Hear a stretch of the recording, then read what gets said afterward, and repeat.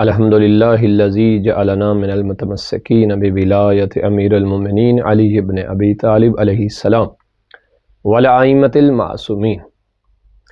سب سے پہلے تمام دیکھنے والے مومنین و مومنات کو عید غدیر کی بہت بہت مبارک ہو، اور یہ آنے والی شب عید غدیر کی شب ہے، اور انشاءاللہ جمعرات کا دن عید غدیر کا دن ہے۔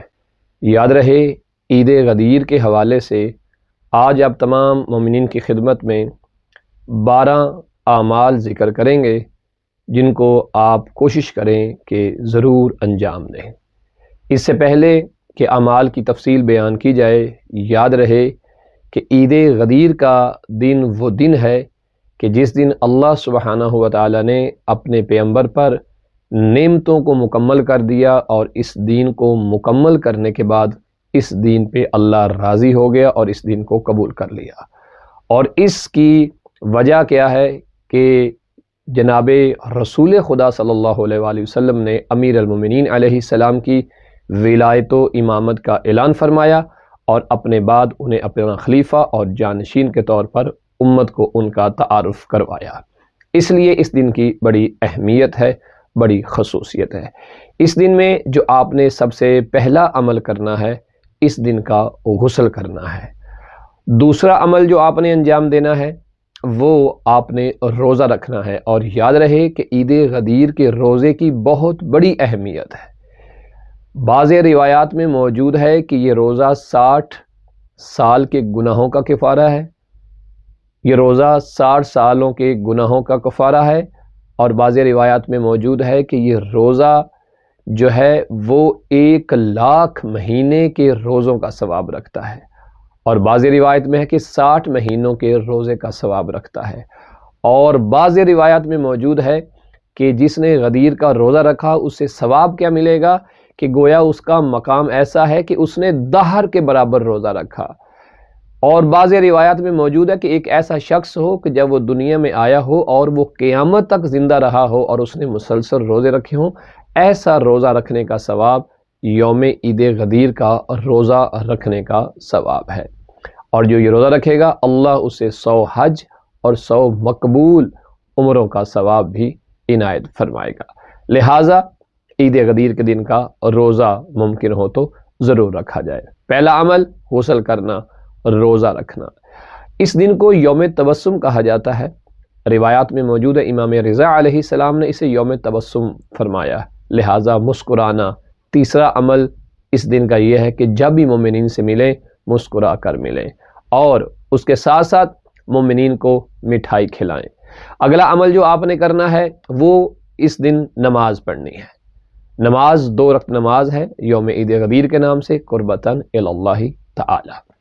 اور اس میں الحمد کے بعد آپ نے سورہ انا انزلنا کی تلاوت کرنی ہے، اور دوسری رکعت میں الحمد کے بعد آپ نے سورہ قدر کی تلاوت کرنی ہے۔ یہ 2 رکعت نماز ہے، اور اس میں آپ نے الحمد کے بعد سورہ قدر کی تلاوت کرنی ہے، اور دوسری رکعت میں الحمد کے بعد قل هو اللہ کی تلاوت کرنی ہے۔ اور اس نماز کو زوال کے قریب جا کر انجام دیا جائے، چونکہ یہی وہ عظیم وقت ہے جب رسول اسلام نے امیر المؤمنین کی ولایت و امامت کا اعلان کیا تھا۔ اور نماز کے بعد دعا ہے، اور 100 دفعہ الحمدللہ اور شکر للہ بھی انجام دینا ہے، جس کی تفصیل مفاتیح الجنان کے اندر موجود ہے۔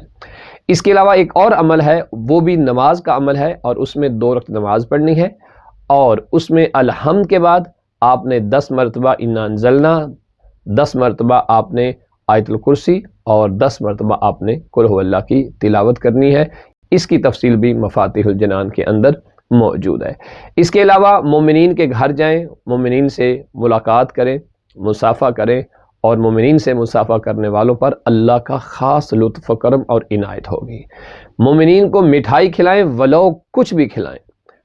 اس کے علاوہ اگلا عمل جو اس دن میں آپ انجام دے سکتے ہیں وہ یہ ہے کہ آپ مومنین کی دعوت کریں۔ مومنین کو کھانا کھلانے کا بے حد ثواب روایات میں موجود ہے۔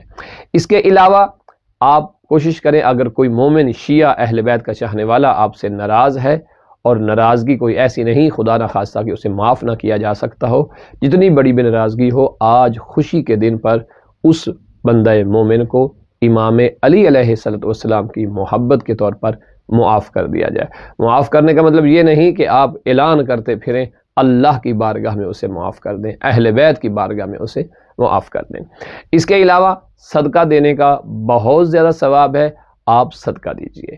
اور اس دن کا جو سب سے اہم عمل ہے، جیسے میں نے روزہ بیان کیا، نمازیں بیان کی، مومنین سے ملنا، مسکرا کر ملنا، اس کے ساتھ ساتھ اس دن میں زیارت امیر المومنین کرنے کا بہت ثواب ہے۔ حتیٰ کہ روایت میں موجود ہے کہ امام علی مقام علیہ السلام سرکار رضا نے اپنے ایک صحابی سے کہا کہ تم جہاں بھی ہو کوشش کرو کہ عید غدیر والے دن یعنی 18 ذی الحجہ والے دن اپنے آپ کو امیر المومنین کی بارگاہ میں لے جاؤ، یعنی نجف اشرف بارگاہ علی میں پہنچو۔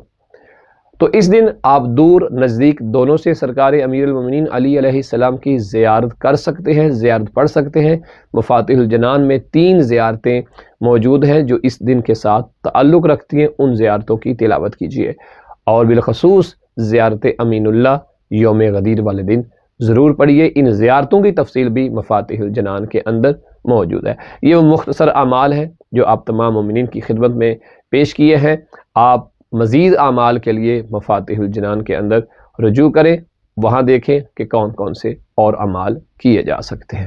یاد رہے کہ شیعان حیدر کرار کی سب سے بڑی عید یہ ہے، رسول اسلام نے اس کو عید الاکبر کہا ہے، اور اس دن دعائے ندبہ بھی پڑھیے گا۔ دعائے ندبہ کے متعلق بھی روایت موجود ہے کہ معصوم نے فرمایا 4 عیدوں میں دعائے ندبہ کا پڑھنا مستحب ہے، عید الفطر، عید الاضحیٰ، یوم جمعہ اور عید غدیر والے دن۔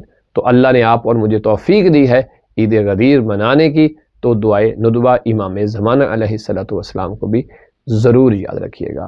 اپنی دعاؤں میں ہمیں تمام مومنین کو، اور بالخصوص جو مومنین دنیا سے رخصت ہو گئے، ان تمام کو اپنی دعاؤں میں یاد فرمائیے گا۔ الحمدللہ الذی جعلنا من المتمسکین بولایت امیر المومنین علی علیہ السلام والائمۃ المعصومین۔ اللہم صلی علی محمد وآل محمد۔